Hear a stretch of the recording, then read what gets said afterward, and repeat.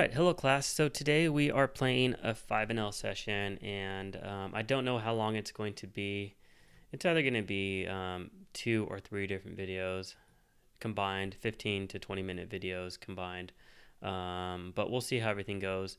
So it's Friday, and it is Friday afternoon, and the tables seem to be running pretty good here. I am going to fire out just half pot size bet since we have decent equity in this hand with our straight draw, even though there are 2 opponents in the pot, and we also have 2 overcards as well. So I think it's a pretty decent board texture to fire into 3 opponents with a decent amount of equity. So last night I played, and it was Thursday night, and there really wasn't any games running. I got on a little before midnight, and it literally took me about 15 minutes just to get onto 3 tables, to have 3 tables load up. And so it was quite depressing, to be honest. And easy 3-bet with the aces. And today there's definitely some tables running, which is nice. So I definitely like that there's tables running. Interesting flop here. I'm going to check for pot control. I'm not checking to fold, but I'm just checking for pot control.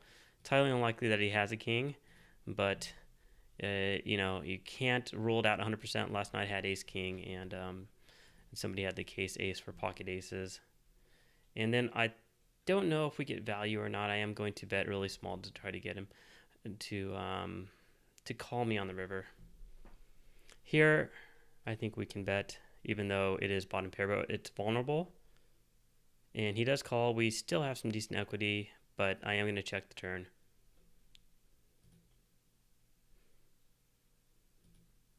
And he does have trip kings, which is unfortunate. So, yeah, I mean, that's unfortunate. So last night I just ran horrendously bad, and it looks like the run bad's still continuing. But you know what? It's a part of the game. Yeah, it's all right. So queen five's fold, 9 jack is a fold. So yeah, Thursday night there really weren't any games running, and that's what I was afraid of with Bovada segregating their sports book and casino from the poker room. Is that the games have really just, in terms of the traffic, it's really gone down. And so I was only getting on 3 tables, and I had to load up a table zone as well for the Bankroll challenge. But I prefer to play regular tables for the Bankroll challenge, and I just didn't run good as well. And you couldn't table select because there was no tables running. So it was only the few tables that I was on.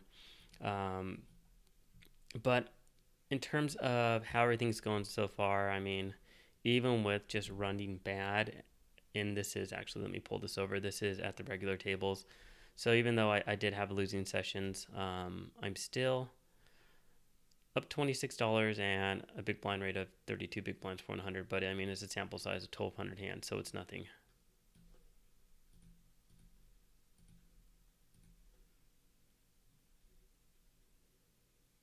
So definitely going to keep an eye on this opponent. I mean, he's calls a 3-bet on the button with king jack offsuit when I 3-bet from the blind. So definitely want to be targeting him.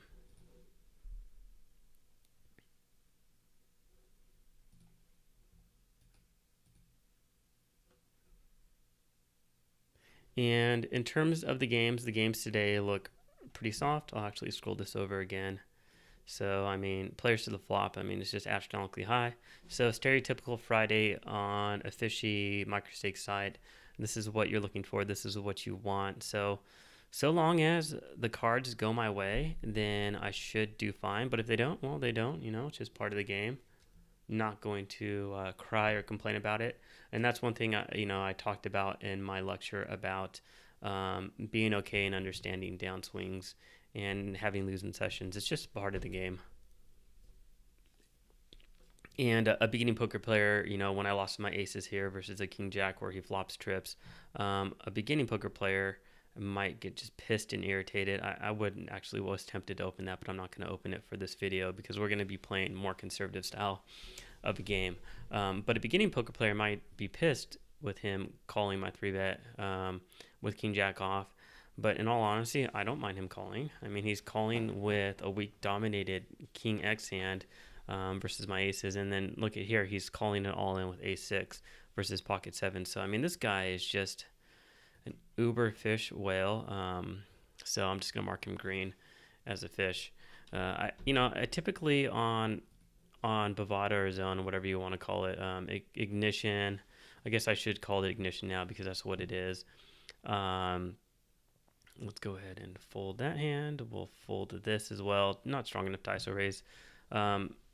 Most sites people like to label their opponents different colors, but I just like to label them fish because we really don't get enough population reads to start labeling everybody. Here we could ISO raise this guy's a fish. Don't know anything about this opponent.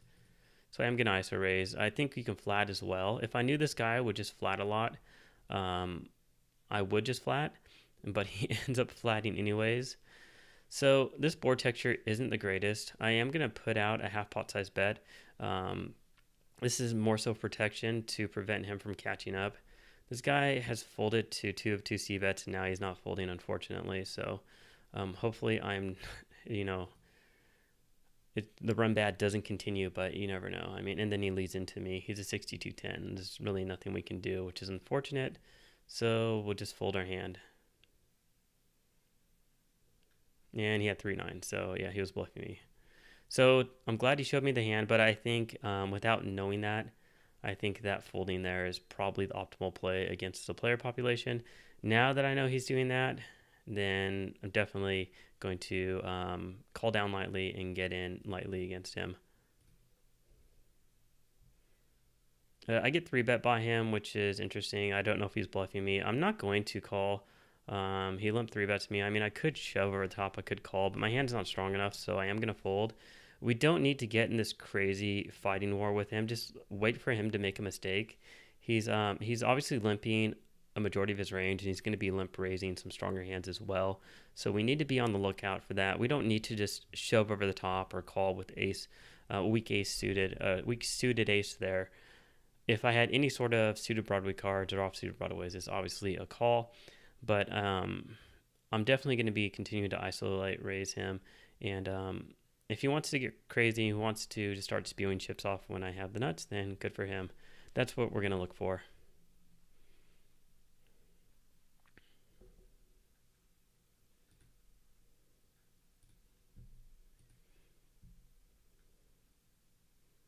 And this is close. I am going to defend. And pocket nines, this is a hand where, if he wants to start spewing off chips, he's just shown that he's pretty crazy. I have no problem with nines against a fish like him. We have a gutter. Nobody's shown really much initiative. I'm actually tempted to take a stab. I'm going to check here with my middle pair. And here I'm going to take a stab at the pot as a semi-bluff. I have no problem calling the c-bet on the turn. And we end up picking a pair of queens on the river. And then he ends up potting the river, which is pretty sickening.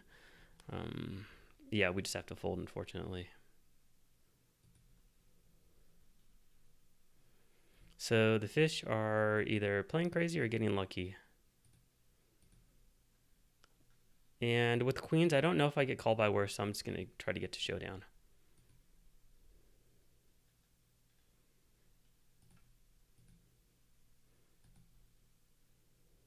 Pocket 10s, easy, ISO raise against all the lumpers. I could have raised it more, but I think 30 is more than enough.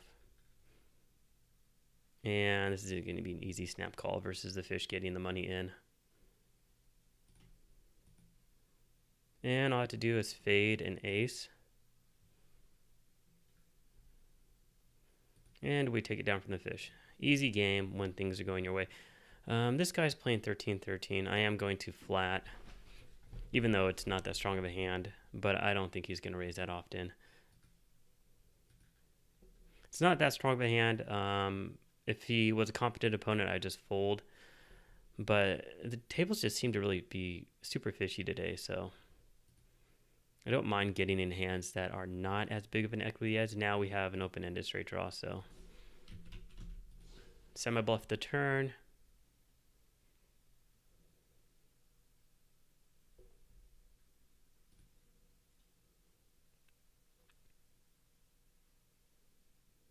And we take it down.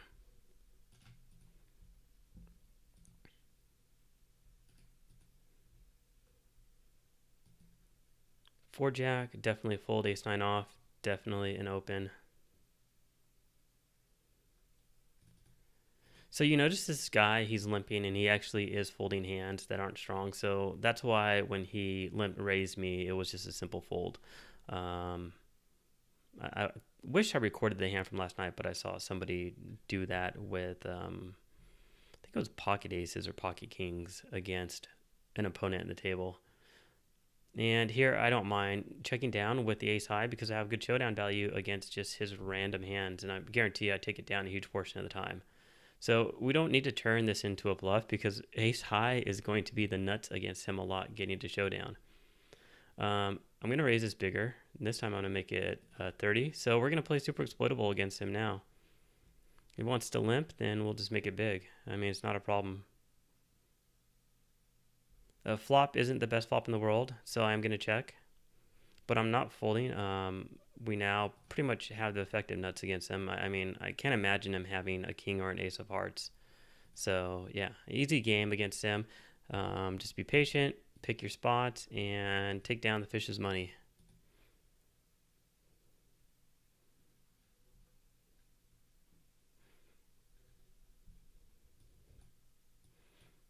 And this makes me happy too because even though it's not a big consideration, it is helping my red line. Last night when I ran pretty bad, my red line went down a little bit. And so I'm hoping this helps my red line. Well, actually, let me slide over my graph and I'll show you what it looks like. So, I mean, it's not a big downswing. It's just, I mean, the session was something like around something like this. And so it's not a huge deal. You know, just went down like that and I won. I didn't end up losing that much, but the suckouts were just horrendous. I ended up flopping. I had ace 10, ended up flopping the nut straight on king, queen, jack, board, rainbow. And, you know, of course I figure, okay, well, I have the nuts, you know, I'm going to slow play. And a guy with ace 6, you know, I had 3 outs to hit one of the 3 tens, and we ended up chopping the board. Another one, I ended up turning the boat, aces, a tens full of aces, and somebody else had a queen. There were 3 aces on the board, but I knew that I had the best hand. And an opponent kept calling me down with just a queen and ended up hitting a queen on the river to take the bigger boat. So it was just stuff like that where I was like, oh man, this just is terrible. Pretty easy c-bet here with an over and the nut flush draw. Pocket eights, our equity isn't that great. I mean, the 9 is pretty much a good card for us, but I can't expect him to have an 8 that often. But when the ace hits, we have third best pair. Just fold our 8s. And then last night with other hands, when I would have, anytime I would have a big pocket pair, like queens or jacks, overcards would hit, and of course people would hit them. I had ace king versus aces, and my opponent ended up having the case to an ace hit the board, and he had a top hit, and I had top pair, top kicker, and it was like, geez, man, what is going on? And it was just kept going all night. So again, we're gonna make it 30 against him, playing super exploitable against him, making him call with a very bad price with a terrible hand. Ace 5 off, fold. And that's not a good flop. This is not a good flop for tens. That's not a good turn. So, yeah, it's unfortunate.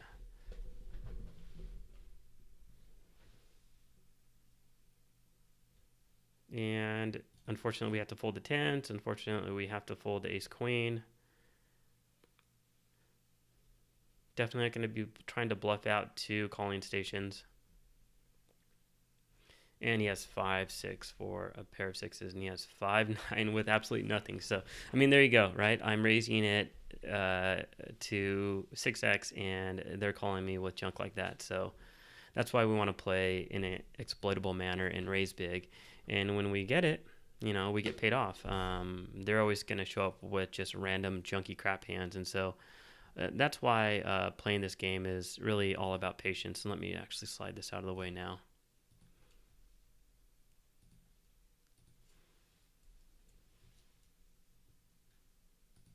So the good thing about my horrendous session last night is that it's gonna be able to provide me some awesome opportunities to create some really cool and interesting hand history reviews just to show um, some interesting spots and how to deal with bad board textures and laying down big hands and dealing with suck outs and dealing with bad beats. So it's always a good teaching tool when you have bad sessions because you want to show people that it's not always going to be amazing, wonderful sessions where you're running great. You're going to have those sessions where things aren't going your way, and it's just a part of the game.